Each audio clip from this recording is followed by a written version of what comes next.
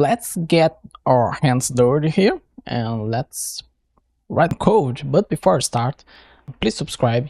Now we're just gonna make the setup here because I want to have attention when setting up Retrofit itself, because it's an important thing for you. Let's start by adding our libraries here. Let's go to the libraries, these depth versions here. Okay, and here we can add these three dependencies here. So this is the Retrofit, this is the Retrofit converter. You can just pause the video, we copy this, and this is the Coil Compose. For the versions here, we can say, for example, Retrofit version and Coil version. We can update to the newer one, and here's 2 here, 300, and here is 270, like this.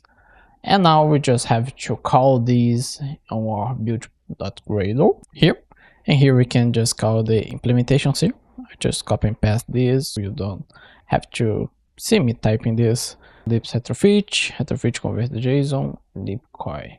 Okay, and we just have to make the sync here, and we have access to these libraries. While this is finishing this, okay, great. We can go to the manifest here, shift manifest, this one, and here we can add the uses permission and use the internet here, like this. Perfect. I'll get rid of this. We don't need this, we don't need this too. Simple like that. This is just the setup. I see you in the Retrofit class. You learn how to set up the Retrofit and keep building your simple web so you can learn much more about MVI. See you in the next class. Thank you.